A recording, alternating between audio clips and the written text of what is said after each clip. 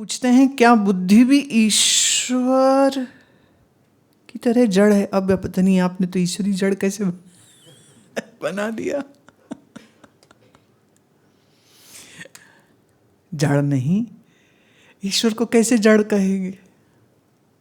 ईश्वर अर्थात माया प्लस ब्रह्म प्लस प्रतिबिंब। माया प्लस ब्रह्म का नाम ईश्वर है। और माया शुद्ध सत्व गुणी है। ऐसे जानिए, जब मैं शुद्ध सत्व गुणी कहती हूं या मलिन सत्व गुणी कहती हूं, उसका मतलब क्या है? शुद्ध सत्व गुणी मतलब एक ऐसी कांच की दीवार जिसे आर पार आप देख सकते हैं, और मलिन मतलब ठोस पत्थर की दीवार जहां आर पार तुम कुछ देख ही नहीं सकते। तो जीव के पास जो मन बुद्धि है वो है पत्थर की दीवार जैसा, ना अपना कुछ पता ना ईश्वर का कुछ पता, भटका फिर रहा है ऊपर से विषय वासना। हाय तौबा मेरा तेरा तुम देखो ना, इंसानों को देखो ना कैसे जी रहे। हाय हाय, लड़ लो, लूट लो, चोरियां कर लो, भ्रष्टाचार कर लो, रिश्वतखोरियां कर लो, पैसे जोड़ो पैसे जोड़ो। अच्छा, जिस शरीर के लिए सब कुछ कर रहे हैं वो इतना कच्चा बर्तन के अभी टूटा तो पता ही न चले। आया कोई गोली मार गया, चलो। एक सज्जन, उन्होंने बहुत बहुत बहुत पैसा बनाया शेयर मार्केट से। तो देश से बाहर उन्होंने अपना पैसा रखा हुआ था बैंकों में, और एक दिन उनकी अचानक मौत हो गई। ये बिल्कुल सच्ची घटना बता रही हूँ।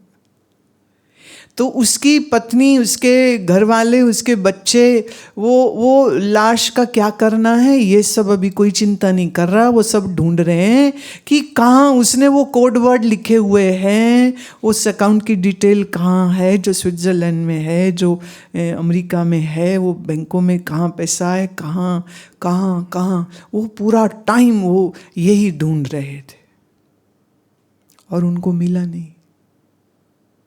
कैसा पागल है ना आदमी।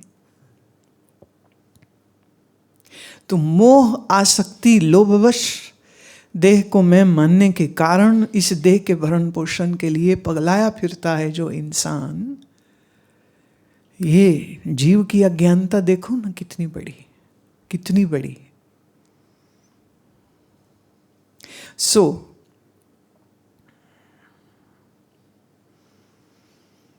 अब इसमें आपका एक और है, क्या ज्ञानी को बुद्धि की मलिनता दूर करने की जरूरत है? जिसका अंतःकरण मलिन है वो ज्ञानी होएगा ही कैसे? वो तो शिष्य नहीं, साधक नहीं। साधक हम किसको कहते हैं? जिसका अंतःकरण शुद्ध है। सारी मुसीबत इसी अंतःकरण की तो है। शरीर तो जड़ है, आत्मा सच्चिदानंद है, ये मन ही है जो अज्ञानी और पापी है। इसलिए इस मन को जूता मारना पड़ता है बार बार। देखो ना, आज पिछले 40 वर्षों से मैं एक ही बात हम बोलते रहते पूरे समय पर, आत्मचिंतन करो, आत्मचिंतन करो। लोगों से होता नहीं क्योंकि मन मैला है। साधना करो, होती नहीं क्योंकि आलस्य है, तमोगुण है। शरीर का सुख दिखता है, हे मन का क्या करना है, हे इतनी प्यारी नींद छोड़ के सुबह उठ जाओ, बताओ शरीर हिलाओ। एक कह रहे थे भगवान ने हमें मनुष्य शरीर बनाया है तो अब हम सर्पासन सर्प बन जाए, कुर्मासन कुर्म बन जाए, बकासन बगले बन जाए। ये कोई बात हुई?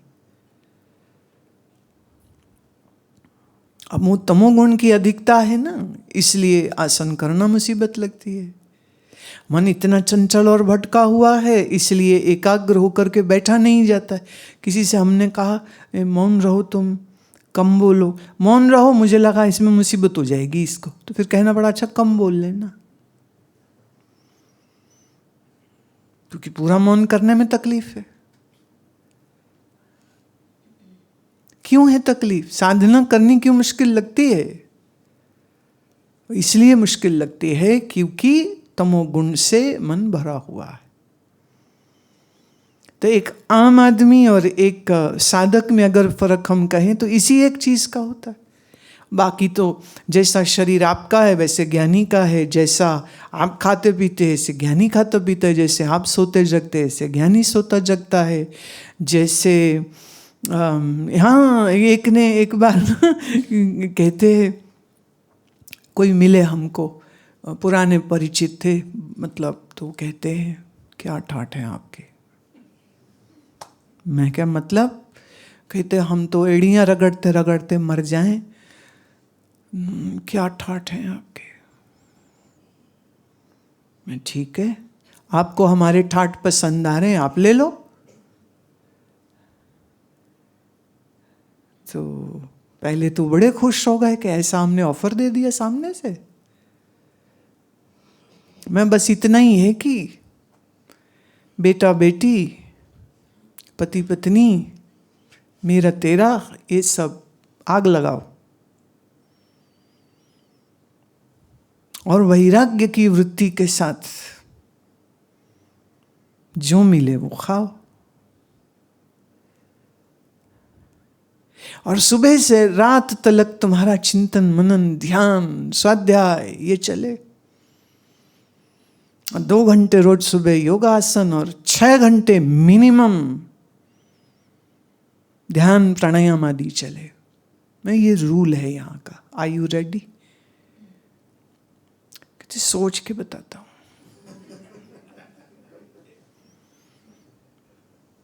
क्योंकि लोगों को तो बड़ा अच्छा लगता है ना भाई, कोई काम नहीं करना, जॉब नहीं करनी, पढ़ाई नहीं करनी, इंडस्ट्री नहीं चलानी, ऑफिस नहीं चलाना, आराम से बैठो,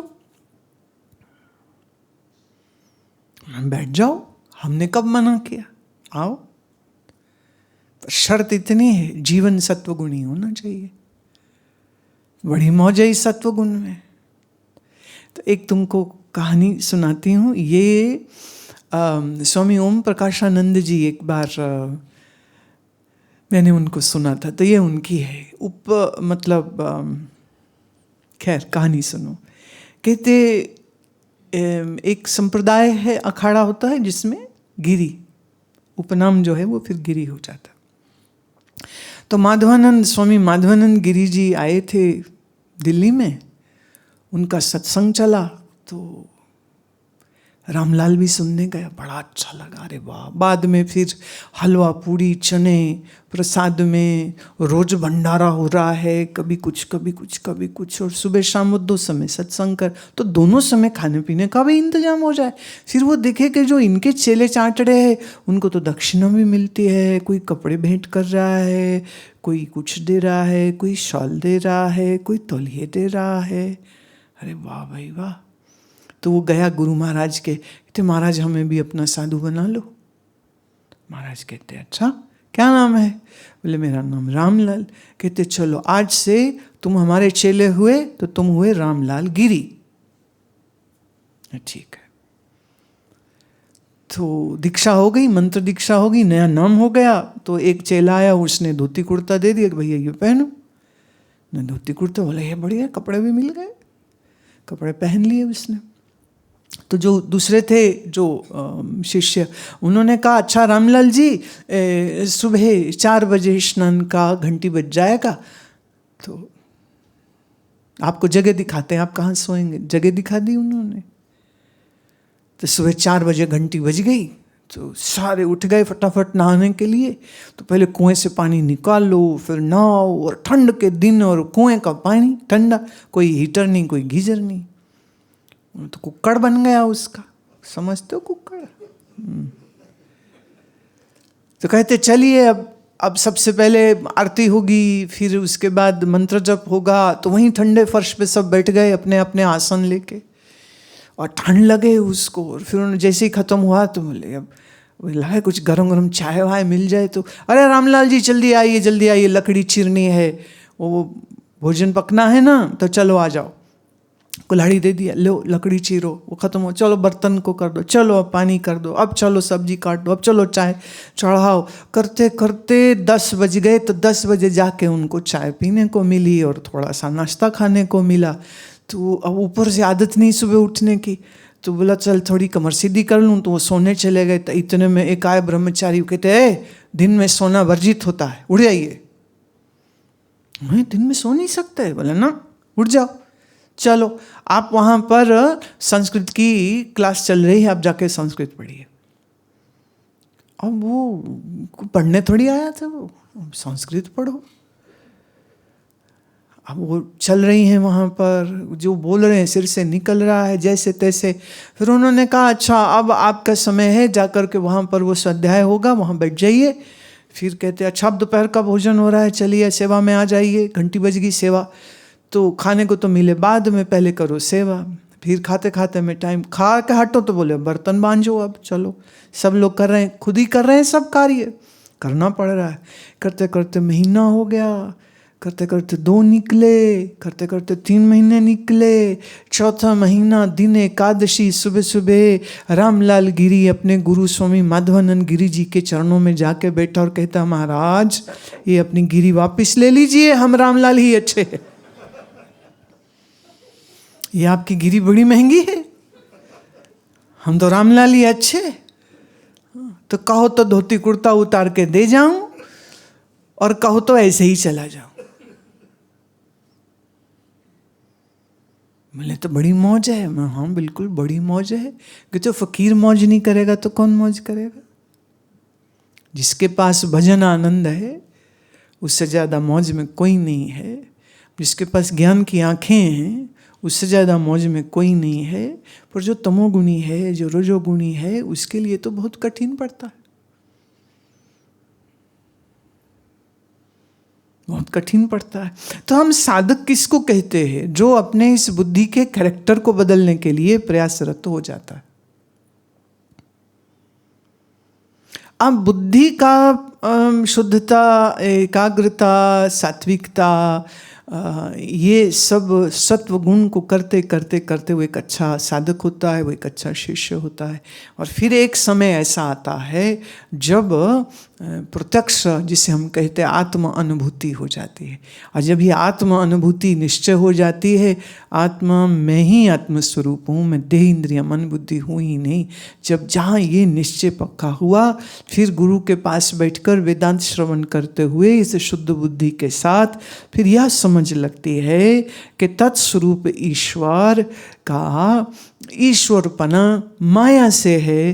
तो इधर माया छोड़ी, इधर मन छोड़ा, इधर जीव भाव छोड़ा प्रतिबिंब, उधर ईश्वर भाव छोड़ा जो प्रतिबिंब, और आत्म परमात्मा की एकता का निश्चय हो गया।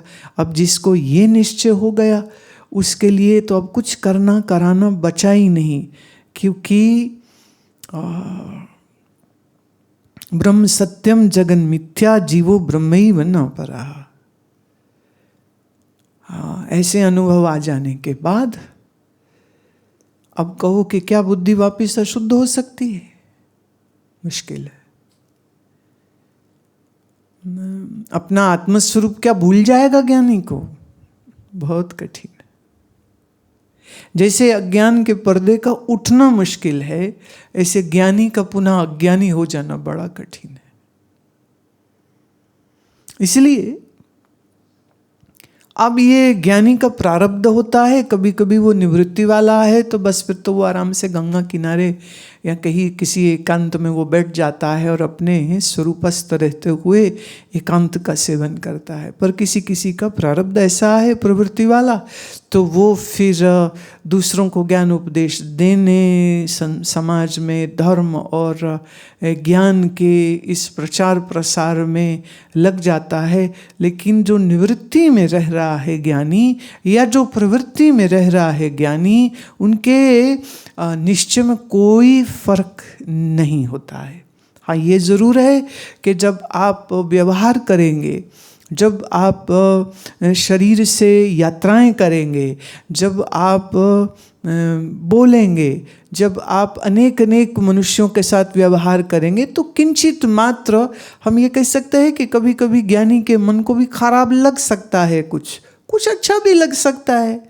लेकिन उसका खराब लगना और उसका अच्छा लगना उसके लिए उतना ही मायने नहीं रखता है, क्योंकि स्वप्न में आप राजा बन जाओ कि त्यागी हो जाओ, जागने पर तो दोनों ही झूठ है। तो ज्ञानी के लिए सत और असत बोलने वाला, व्यवहार करने वाला, राजस तामस सातक जो भी है वो अपना आप ही है, दूसरा कोई रहा नहीं। तो थोड़ा निवृत्ति में रहने में विशेष आनंद की अनुभूति है। और अगर कोई प्रवृत्ति मतलब दुनिया के काम काज में संगठन बनाओ, आश्रम बनाओ और प्रचार करो और सत्संग करो और शिविर लगाओ और अब ये सारा प्रोग्राम करोगे तो कुछ ना कुछ स्यापे तो आएंगे ही आएंगे। ऐसा तो हो नहीं सकता कि स्यापे ना आए। अब सवाल ये उठता है, अगर वो अपने आप को इस सारे तमाशे में असंग साक्षी होकर के इस खेल को वो करता, क्योंकि उसको अपने लिए तो कुछ चाहिए नहीं है। कहते ज्ञानी को क्या कर्तव्य? बोले ज्ञानी को कोई कर्तव्य नहीं। जान यही कर्तव्य तजे सब निश्चल होके निश्चल पावे।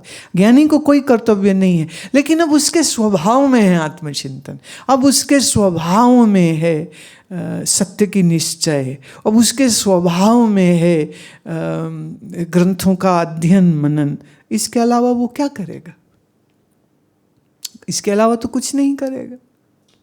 लेकिन जैसे ऐसे जानिए, आपने दही को मथा और दही में मक्खन अलग हो गया और छाछ अलग हो गई।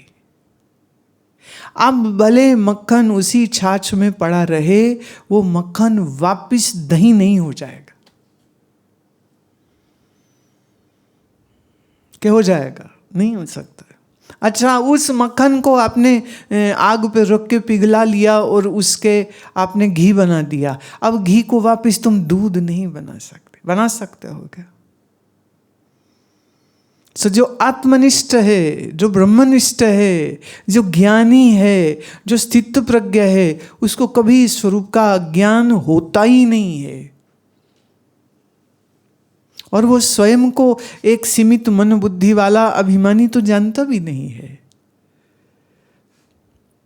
ज्ञानी की दृष्टि में सर्व अपना आप है, और ये उसकी दृष्टि कभी मिटती नहीं है, वो जाती ही नहीं है। इसलिए ज्ञानी का लक्षण अगर समझाना हो किसी सिंबल के जरिए, तो फिर उसके लिए कमल का फूल। कमल कीचड़ में है, कमल कभी गंदा नहीं होता, और कमल का पत्ता ऐसा होता है कि उस पर अगर कोई पानी की बूंद भी गिर जाए तो वो बूंद पड़ी दिखती है, पर बूंद उसको गंदा नहीं कर पाती है। और जरा सा हवा चले या मनुष्य का हाथ लग जाए तो वो जो पानी की बूंदें हैं वो यूं सरक जाती, और पत्ता साफ का साफ। जड़ में कमल के कीचड़ है, गंदगी है, लेकिन फूल एकदम निष्पाप और शुद्ध और सुंदर और गंदगीहीन, मलिनताहीन, क्लेशहीन कमल का फूल रहता है। इसलिए भारतीय दर्शन शास्त्र में ज्ञानी का चिन्ह कमल का फूल।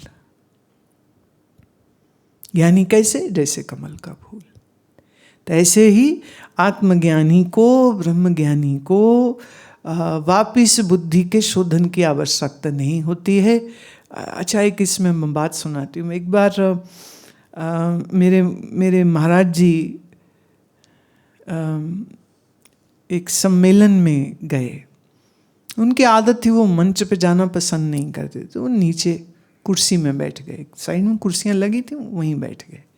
अब वो जब चलते थे तो उनके साथ उनके बहुत सारे श्वेत महाराज जी, क्या वो उसको कहते हैं पंजाबी में गाती। गाती मतलब एक ही कपड़े को ऐसे घुमाया और गर्दन के पीछे गांठ लगा दी, और ऊपर से एक खुली चद्दर जो है वो रखते थे, और सिर में उनके पगड़ी होती थी। ये उनका वेशभूषा है। तब उनके साथ सफ़ेद कपड़ों में ऐसे गाती पहने बहुत से लोग होते थे। अब जब वो आते तो मंच पर जितने मंडलेश्वर स्वामी जी लोग बैठे होते थे तो दिख जाता था, अरे कौन आए हैं ये। और वो आ करके एक दफ़े बैठ गए तो फिर तो हिलते नहीं थे, आँख उनकी बंद है और श्रवण करते। एक बार एक बहुत अच्छे वेदांती महात्मा और उनकी आपस में बातचीत हुई, तो उनने पूछा कि आप ज़रूर आते हैं, आप ज़रूर आते हैं हमेशा सम्मेलन में। तो महाराज जी कहते हैं, अपना ही जस सुनने आता हूँ। ब्रह्म की तो चर्चा होगी ना, और क्या चर्चा होगी? आत्मा के स्वरूप की चर्चा होगी। तो कहते अपनी स्तुति सुनने आते हैं। अब चूंकि जिनसे बात हो रही वो भी एक वेदांती महात्मा है, इसलिए इस भाषा को वो जल्दी से ऑब्वियसली समझ जाते हैं कि क्या कहना चाह रहे हैं। लेकिन यही अगर कोई आम लोगों में कोई पूछ लेता कि महाराज जी आप क्यों आते हैं सम्मेलन में, तो उनका उत्तर वो होता जो सामने वाले को समझ आ जाए। तो वो कहेंगे परमात्मा का जस सुनने के लिए आते हैं। लेकिन ज्ञान की दृष्टि से देखे तो अपनी ही स्तुति सुनने आता। वेद पुराण श्रुति स्मृति के द्वारा अनेक अनेक तर्क, अनेक अनेक उदाहरण दे करके, अनेक अनेक कथानक के माध्यम से आत्मा के स्वरूप का वर्णन शास्त्र कर रहा है। तो जब वो शास्त्र के चर्चा होती है, उसको श्रवण करने का सबसे अधिक आनंद एक ज्ञानी लेता है। अज्ञानी तो भी बेचारा सीख ही रहा है ना, अभी तो उसकी बुद्धि भी खराब होती है, समझ भी जल्दी नहीं आती है, इसलिए बार बार सुनना पड़ता है। पर यही ज्ञानी जब श्रवण करता है तो क्यों करता है? तो कहते हैं आत्मा स्तुति सुनने के लिए, अपने ही स्वरूप की महिमा गाई जा रही, इससे उत्तम और क्या हो सकता है? अब शरीर है, जीवन है, श्वास है, चल रहा है सिस्टम सब, तो कुछ तो करेगा ना। तो ज्ञानी खाता पीता चलता फिरता जागता सोता सब करते हुए दिखने पर भी नैव किंचित करोमीति युक्तो मन्येत तत्ववित्। सब करते हुए भी वो कुछ नहीं करता है। करता मिति न मन्यते, सब करके भी मैं करता हूं ऐसा उसको प्रतीत ही नहीं हो रहा। तो बुद्धि की शुद्धि अशुद्धि का तो प्रश्न ही क्या रह जाता है। ज्ञानी गहरी नींद में सो रहा हो तो भी, ज्ञानी जाग रहा हो तो भी, ज्ञानी बोल रहा हो तो भी, ज्ञानी बातचीत कर रहा हो तो भी, ज्ञानी युद्ध कर रहा हो तो भी, ज्ञानी जो भी कर रहा हो उसका करना अकर्तापने से प्रस्फुटित हो रहा होता है। तो जैसे एक बार देसी घी बना लिया तो वो वापस दूध नहीं बन सकता है। हाँ, ठीक ऐसे ही एक दफे जिसकी आत्मनिश्चय बन गया वो वापिस अज्ञानी नहीं हो सकता है। एक हमारे महात्मा थे, बड़े अच्छे महात्मा, तो खैर अच्छे ही होते, पर जो मेरे वाले हैं ना कुछ ज़्यादा ही अच्छे हैं। तो बड़े अच्छे महात्मा थे। तो उनको किसी ने पूछा कि महाराज जब आपका ये देह नहीं रहेगा तो क्या आप फिर से जन्म लेंगे? कहते अभी भी तो मैं अजन्मा ही हूं, तुमको लग रहा है मैं जन्मा हूं, मेरी दृष्टि से तो अभी भी मेरा कोई जन्म नहीं। जन्म दिख रहा हूं ये तुम्हारी आंख का धोखा है। शरीर रहे तो भी, शरीर न रहे तो भी, शरीर फिर बन जाए तो भी, बोले काम तो हम यही करेंगे और क्या करेंगे, और तो कुछ कर्तव्य है नहीं। तो महात्माओं की कृपा होती है, बड़ी कृपा होती है, बड़ी बड़ी कृपा होती है कि वो अपने उस निवृत्ति और निर्विकल्पता और अपने मौन को छोड़ करके, त्याग करके, ने कोई धन त्यागे, कोई घर त्यागे, ज्ञानी समाधि त्याग देता है। क्योंकि अगर वो समाधिस्थ रहता है तो दूसरों के अंतःकरण का अज्ञान कैसे दूर होगा। इसलिए वो अपने मन की एक किसी खास अवस्था या निर्विकल्पता का आग्रह भी उसको नहीं रह जाता।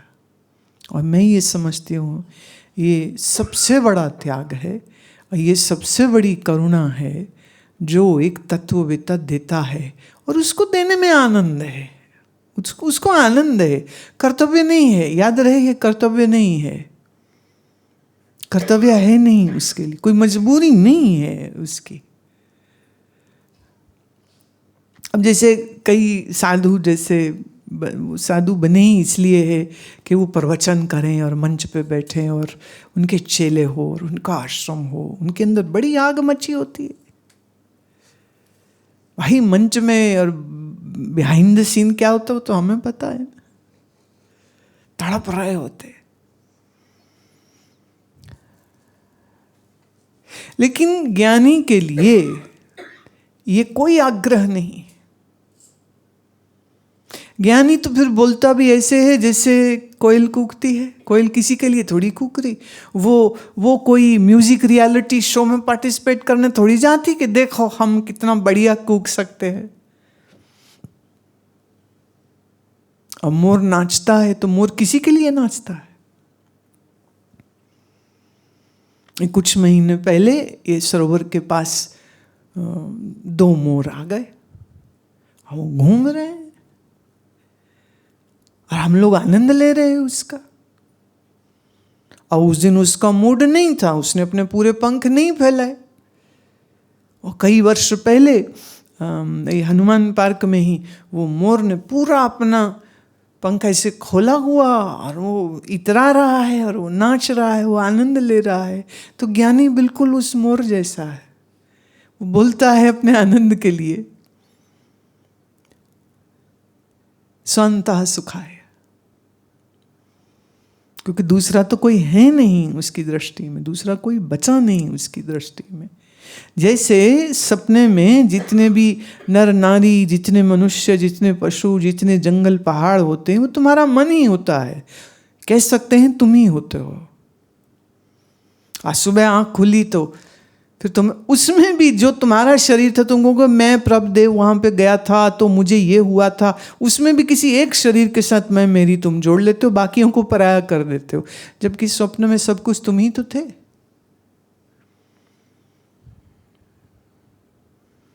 ज्ञानी के लिए सर्व अपना आप है, इसलिए कोई कर्तव्य है नहीं और बुद्धि की शुद्धि अशुद्धि का कोई प्रश्न है नहीं। ज्ञानी की तो बोलते सुषुप्ति भी समाधि होती है और जागे तो संसार का व्यवहार है।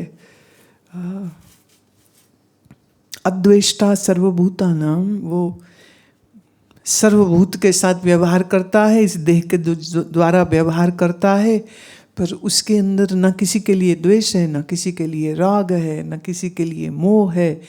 जब देह की परिच्छिन्नता ही चली गई तो अब क्या शुद्धि अशुद्धि? कह सकते हैं कमल के फूल की तरह है, फिर वो कह सकते हैं वो आकाश की न्याय होता है। जैसे आकाश में बादल आए, रात हो जाए, दिन हो जाए, सूर्य हो जाए, आकाश अंश हुआ। आप अछूत हम कह सकते, जिसको छू ही नहीं सकता कोई, आकाश ऐसे ज्ञानी हो जाता है। इसलिए कोई कर्तव्य नहीं। See, the conditioning of the mind is very, very deep. So the obsession and the possessiveness and the identification with the physical body is very, very strong. Hence the I-ness with the body and my-ness with the body doesn't just goes away.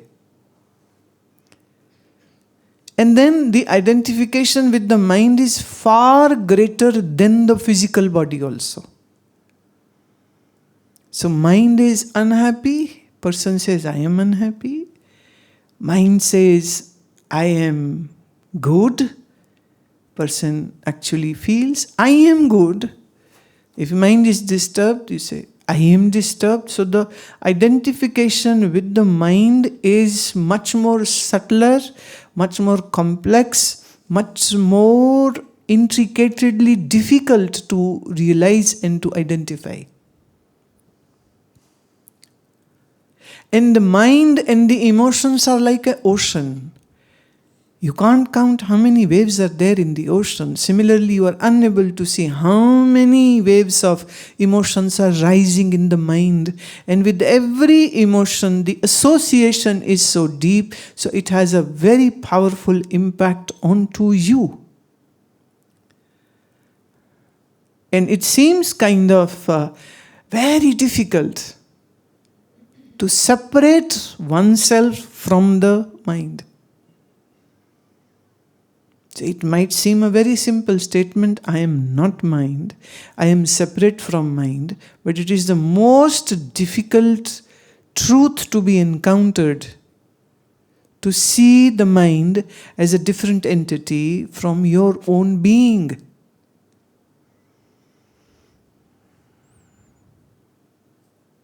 And that is the root cause of all the troubles. Whatever's habitually, because of societal conditioning and nurturing, upbringing, we see this thing will make me happy, this thing will make me unhappy. We have a long list of those things. Like if your hands get dirty, then you know that you need to use some soap and water and rub the soap on the hand and create a lather nicely and rub it nicely and then wash it so that all the dirt and the bacteria and whatever just gets washed away and your hands are clean. We can see our dirty hand, we can see our clean hand. Can you see your dirty mind? And do you know which soap is required to clean the mind? And do you know what is the process to clean the mind? And are you ready to do this cleaning? And are you going to learn this methodology, how to be observer of the mind and manage and deal with the mind? You are living life through the mind. Body is just an extension of it. We are so particular about how my hair should be, how my clothes should be.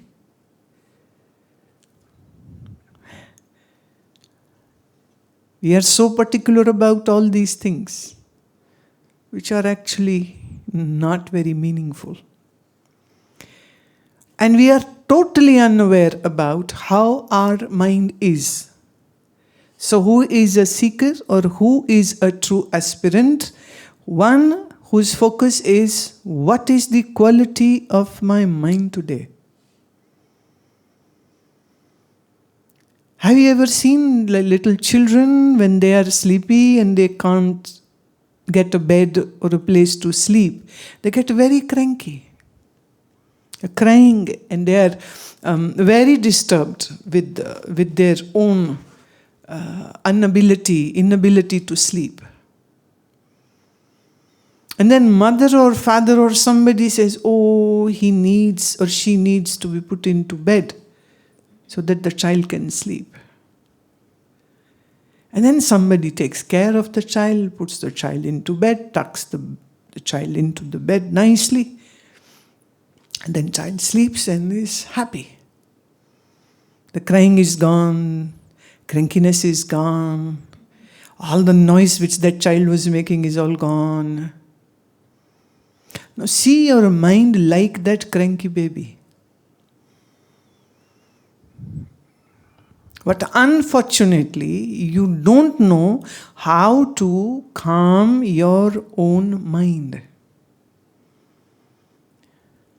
Mind always has a list of, if this happens to me, or if so-and-so meets me, if I get to eat this, or if I get to wear this, or if I get to be applauded and appreciated by kind words by people around me, then I'll be happy. Now this is a story which your mind has scripted.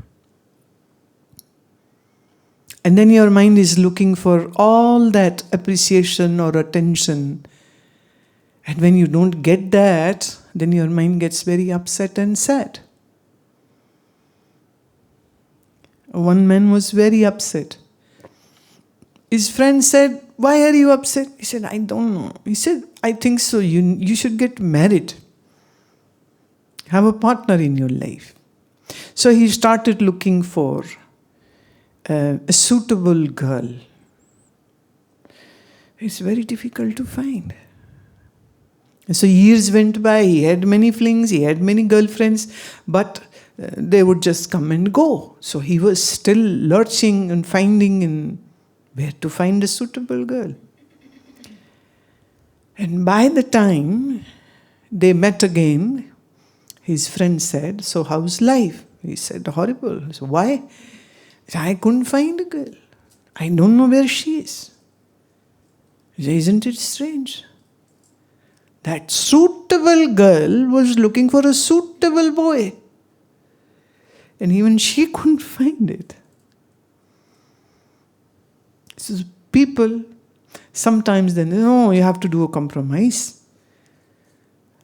I remember one girl was being admonished by her mother, and she said, "You won't get Tom Cruise. So whichever boy we are presenting to you, just say yes. You won't get See, the one who is handsome, the boy, the man, the one who will be handsome won't have brains. The one who is brainy won't be handsome, obviously. The one who is rich will have no time for the wife. The one who is poor will be always in trouble and complaining. So it's a no-brainer. So people just have to go somewhere in between. So whatever it is, take it, grab it, have it, so that you can change your marital status. Now I am no more single. Now I am double. First I had my single problems. Now I have double. And then soon they'll have kids, they will triple. And then one more kid, then 4 times, quadruple. And then when people meet with one another, how are you? Fine. How are you? Oh, great. I wish they are great. They are. They think so. Until some event happens. So the suitable boys are looking for suitable girls and vice versa. And then somewhere in between, some marriages happen. Some work well, some drag, some are good, some are not. Some are excellent until you listen some another story about it. And it's quite a time pass. Quite a time pass for many people about it. So the mind has this story. The mind has a story that this will make me happy. And that story every time doesn't fit. Hence the mind is in a trouble, is in pain, is in misery. So until we change this approach that someone can make me happy, someone can complete me, you have registered your name in hell, for sure. So there can be 2 types of lifestyle. One is where you are constantly looking to appease your mind with those conditionings. And the another is where you begin to focus on yourself and begin to understand the mind and go into the root and the source of your own being to find the eternal bliss. So why this ashram is required? Because this place will teach you the tools, the ways, the means, the methods to make this change for yourself.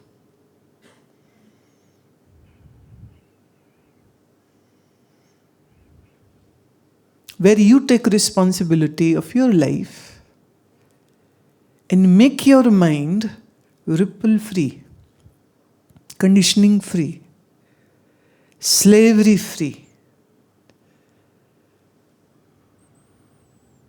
The way to calm the mind and understand the waves and the ripples of the mind and making it as quiet as a lake which is still.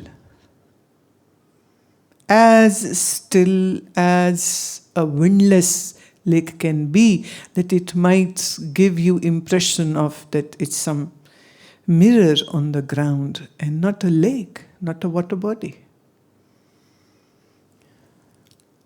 the constant search to look in one's being who I am, and breaking the identification with the body-mind, and knowing this experientially, I am not body, I am not this mind, I am not this intellect,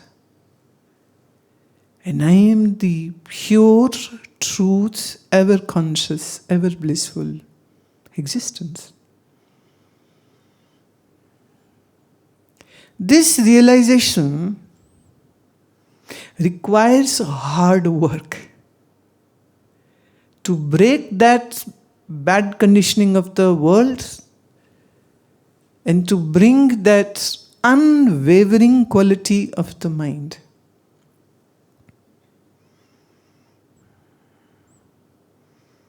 Making it still, clear, translucent. And with this mind, this cultivated mind, it will become easier to understand the Vedantic realities, the knowledge of Upanishad, the knowledge of Gita. So it's just like finding your own being, finding within your own self the reality of my existence. So it's a very dedicated, very, very clear that you can't just have, oh, today it is my mood to do meditation, and today I don't have the mood to do meditation. Today I have a mood to sit down and listen to the Master's discourse. And one day, oh, it's the same thing. I know all. Why should I go? Why should I sit down and listen? I know it. I have listened, heard it so many times. I don't need to listen again. Okay, the day you stop the urge to be with the Master, to listen, well, once these instructions which are being given by the Master, you leave it, your mind is going to go back into that same rut routine and being unconscious and being slave of the sensual indulgence and being obsessive with the body and being very, very persuasive to have the titillations of the senses. So it's just a clear choice. Either you make it and then do it, or you remain unclear and live your life in darkness and ignorance. So there are individuals who will make a clean, clear choice, and there will be individuals who will not pay attention to it and remain in that gut hole with their miseries and sufferings, and some party moments also will be there. No doubt about that. But just remember, life is very, very short. Very, very short. Human life is a blessing, but it comes with the expiry date. So before it expires, you need to inspire yourself. And that's how you make the changes, which are relevant, which are required, and which are beautiful.